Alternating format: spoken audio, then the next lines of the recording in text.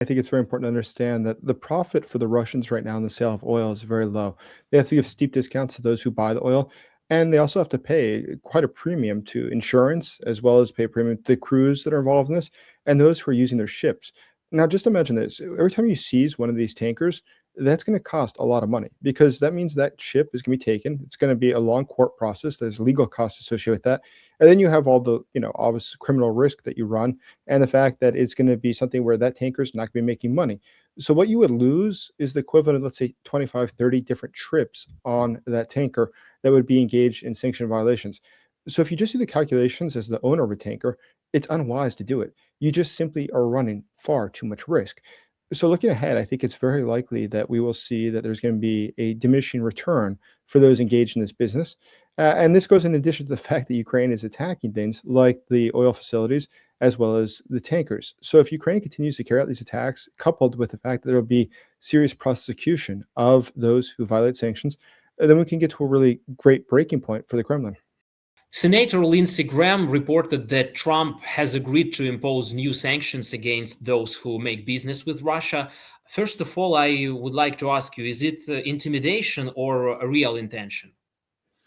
At this point, I think it's intimidation. It's to have the tool available to him, I think is the objective right now. Whether or not he'll implement anything in the near term is a different question. But given recently that the U.S. did seize the tanker that was engaged in sanction violations, it's already a good step because at this point we have enough sanctions. Sanctions are not what we need more of. We need the enforcement of sanctions. That is the critical problem right now. If we were to actually go after these different tankers, if we were to board them, which we have the legal right to do, actually we have the legal obligation to do under international law because they don't meet standards of the sea, they don't meet safety standards as well, or environmental standards. There's a lot of reasons, justifications outside of just the sanction violations where we can board and seize these ships. Now, if we were to do that regularly, I think it would definitely curtail the amount of illegal trade in oil right now. Yeah, actually, Putin was frankly humiliated in Atlantic Ocean. I mean, capture of two Russian tankers by USA. You mentioned it, and what this situation indicates in terms not only of geopolitics but also in geoeconomics and how events can evolve in this context. So at this point, I think it's very important to understand that the profit for the Russians right now in the sale of oil is very low. They have to give steep discounts to those who buy the oil, and they also have to pay quite a premium to insurance, as well as pay a premium to the crews that are involved in this, and those who are using their ships. Now, just imagine this: every time you seize one of these tankers, that's going to cost a lot of money because that means that ship is going to be taken. It's going to be a long court process. There's legal costs associated with that, and then you have all the obvious criminal risk that you run and the fact that it's going to be something where that tanker is not going to be making money. So what you would lose is the equivalent of, let's say, 25, 30 different trips on that tanker that would be engaged in sanction violations. So if you just do the calculations as the owner of a tanker, it's unwise to do it. You just simply are running far too much risk. So looking ahead, I think it's very likely that we will see that there's going to be a diminishing return for those engaged in this business. And this goes in addition to the fact that Ukraine is attacking things like the oil facilities as well as the tankers. So if Ukraine continues to carry out these attacks, coupled with the fact that there will be serious prosecution of those who violate sanctions, then we can get to a really great breaking point for the Kremlin. If sanctions are imposed, how those who will suffer from these sanctions are going to circumvent them? Well, at this point, we'll probably see more of the similar efforts to simply evade sanction enforcement. Now, I think it's going to be increasingly difficult. The fact is, we do know where all the ships are all the time. If we wish to enforce these sanctions, we could do it. It's not a question. We easily could do it. The question is, though, are we willing to do it? And so at this point, do think that it's a good sign that within Russia, the serious concern that was caused by seizing these two tankers was huge. And that's something that will spread within the community. I mean, if you own a tanker, you realize this thing's worth, I don't know, $65 million, and you might very well lose it. You'll never get it back, either a drone strike or because the US seizes it. Do you really want to take the risk? Do you really want to do this where you might very well lose what has been producing lots of money for you? Isn't it better to use your tankers somewhere else in the world? And the answer is yes. Even though they act like this fleet of tankers is disposable, the fact is it's not. It costs money. And the private businesses that own this have to make a calculated risk assessment if it is worth continuing down this path of illegality or if it's better to find another source of income. What is happening with Russian economics now in general? The Russian economy's got significant problems, and it's across all sectors. But if we look at production, which is down quite a bit, but there's something else that I think is more fundamental where we have the big problems. So the big problems include this: the fact that Russia's national budget is historically been said to be about 45% from oil and gas. Now, all included, when you look at things like those who are doing the refining of oil and everything else, it comes to, let's say, about 50% the national budget, up to 50%. Now that that's fallen off quite a bit, that China and India are walking away from Russian oil, this could produce something that would be the equivalent of losing, let's say, about 20, 25% of the national budget. Losing 25% of your national budget in the course of just a couple of weeks is pretty extreme. That's not normal. But more than that, look at what we see within the Russian economy and the numbers that come out. Now they don't always publish the accurate numbers. This is true. But still their unemployment rate of 2.2% is extremely low. You don't want an unemployment rate that low. And there's a reason for it. It's an indication of extremely high inflation. And that's why we see about half of Russian workers say that they're looking for a second job. Because even though they have salaries that are higher than a couple years ago, it's not keeping up with the rate of inflation. They can't make ends meet. But of those people seeking a second job, about 90% say they struggle to find one.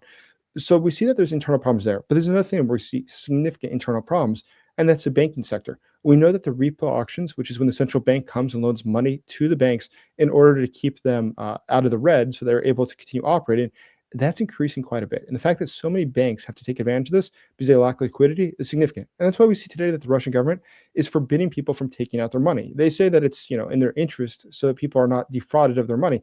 But the truth is there's a reason that they're limiting how much cash you could take out per day. That's to avoid runs on the bank. So within Russia, yes, the situation is quite serious. And for the central bank today, the fact that Russia today is selling off like its gold reserves from the National Wealth Fund, that's significant. You don't sell off gold reserves usually unless there's something going on. And the fact that they are selling so much of it to China is probably a very good sign that things are going south. What could be called a critical point in Russian energy exports after which Russia will no longer be able to cover its war costs through its exports? We're reaching that point. I mean, Russia today is, keep in mind, about 7% of GDP goes to the military.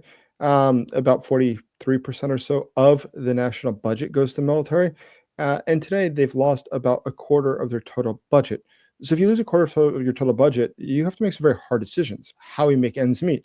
Now, it seems likely that the Kremlin will try to do whatever they can to keep the war going because Vladimir Putin views it as being his strategic interest, not in Russia's interest. And it's very important to note any person who would study the economy would say, it's better to make a peace deal, even if it's not a good one, and just walk away from it.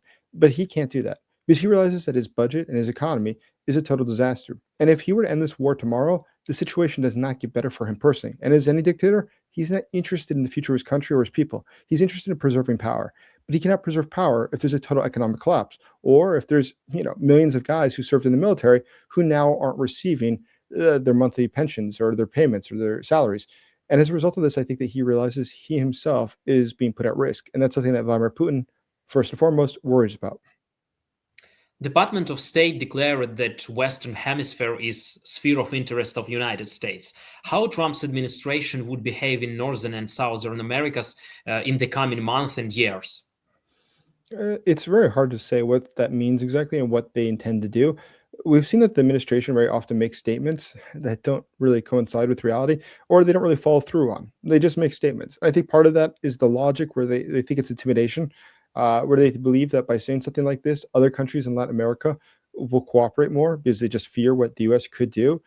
It's not a great thing. I'm not supporting this, but I think that this is what the strategy is how can we essentially create this chaos, create this fear, create this uncertainty, which then allows us to negotiate what we want from them, especially after the Maduro situation, where they all of a sudden fear that the US could take radical actions against them.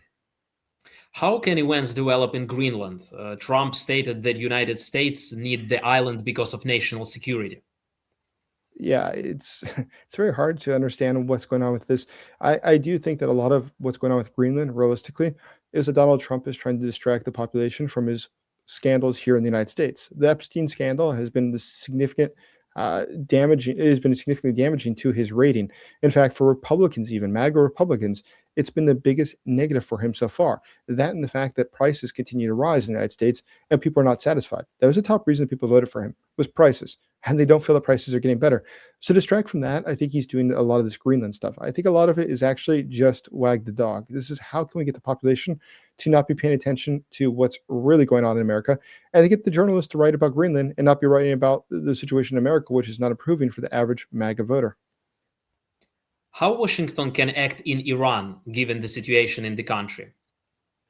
Now, Iran's actually sort of interesting because it is unclear, once again, what the US would realistically do. I do think it is well within the realm of reason, though, that Donald Trump would use force against different facilities in Iran if he viewed them to be bastions of the government's ability to maintain control. There's a few different elements of what's going on that's worth mentioning. We saw that just yesterday it was reported that the Russian embassy in Tel Aviv, Israel, had been evacuated and that the diplomats there have been going back to Russia. What that indicates that Iran is planning to do in the near future is unclear. But I think that if there is something that would pose a strategic risk to the United States' interest or to its allies' interest, we could expect that Donald Trump very well could use force. How USS Paris Declaration signed by Coalition of the Will in USA and Ukraine? Mainly, I'm curious about perspective of deployment of multinational forces of France and UK in Ukraine. Well, at this point, I think that it's a good step. It's very good to see this, but at the same time, we have to be more serious. What does this mean in real terms? How will it be applied, and where it will be applied, and when it will be applied? But it is a good first step. I think that it's very unlikely, though, if we look at Russian negotiations, which I don't think that the Russians actually want to end the war. The negotiations, I think, are a waste of time. But either way, Russia would never accept this in the theoretical world of negotiations because it would say that it's even worse than having NATO nearby. It's having active troops of a country which it views to be an enemy country. But either way, this is, I think, a good first step that other countries start to see this and adopt this as well, that they could contribute to this effort to defend Ukraine after the war is over. Also, I would like you to comment a statement of Chancellor Merz that Germany is ready to become a leader to establish peace in Ukraine and continent. How Berlin is going to do it, and will it manage to do it? Well, I think it's also very good that Germany is taking this role, especially as the United States is stepping out of this role. The US, I don't think, is going to be engaged in negotiations for much longer, for just a simple reason that it's entering an election cycle right now, and it's going to be domestic issues that are going to dominate American headlines and dominate the agenda for the White House. I mean, it understands very well that going ahead, if things do not change domestically, such as with prices, that the Republicans will lose the House and the Senate. And as a result of that, I think that there's going to be a reprioritization and that Ukraine will be pushed aside because it's not giving results that are boosting the popularity of the Republican Party or the president. So, because of that, looking ahead, I would expect that we will see more of Germany, more of Europe as the critical focal point, the axis upon which any sort of peace deals or negotiations occur. We don't see at the negotiation table Russia and China. Russia is the main aggressor, and China is one of the biggest beneficiary of this war. What should be done so they are ready to talk seriously about the end of the war? No, every country operates in its own interest, right? So I think in the case of China, we can expect that they don't have immediate interest in seeing this war end. As you said, it's absolutely true that they've gained quite a bit from this war, and not just economically or not just with cheap oil, not with the fact that the Russian military is being degraded, but they think long term it opens them up for further opportunities using Russia. That Russia will be forever the more demoralized, broken down partner, and that's good for them. But looking ahead, I think that until there's a point where all of a sudden Vladimir Putin realizes that he personally is at risk, that is his regime realistically could fall, that he very well could end up like Gaddafi or Mussolini, or he could end up like Maduro. Until he feels that is nearby, he's not going to do anything. These negotiations are a joke, and it's a total waste of everybody's time. If we want to understand clearly what's going on, Russia is just trying to string us along. And if you look back, if you read what American and European diplomats were writing in the 1950s, the 60s, the 70s, the 90s, they all said the same thing about the Soviets. This is how they do business. They say they're interested. They say we're very close with just a few more details, and it drags on for years and years. This is what they always do. This is not new. But unfortunately, those who don't know history are doomed to repeat it. Now we hear a lot about U.S. security guarantees for Ukraine. They start work. They start working after signature of a peace agreement. But I'm sure that Russia will not sign any document where there will be efficient security guarantees for Ukraine. I see here geopolitical dead end. What do you see? What do you see? Yeah, I totally agree with you. I think it's a dead end. I think the reality is this, is that Russia is not interested in ending the war, and they'll find justifications, whatever they are. They'll say that, Ukraine tried to kill Putin. They'll say that it's a lot of different things. So always come up with a new excuse of why negotiations have to be pushed off or why something's not acceptable. The fact is, it's not about any of these things. Russia is just finding justifications to get as many concessions as possible from the West now, to get from as many concessions from Ukraine as possible now, so that when one day there is an end to this war, they can say the starting point is already all the different things that Ukraine has agreed to give away, or the West has forced Ukraine to give away, and that'll be the starting point. They'll never start with, Russia leaves Ukraine. We've left that point. And since that's happened, it's going to be harder and harder going ahead because Russia's taking advantage of the situation. It's not operating in good faith, it's simply abusing the system. Jason, thank you very much for your analytics, and have a good day. Thank you. You too.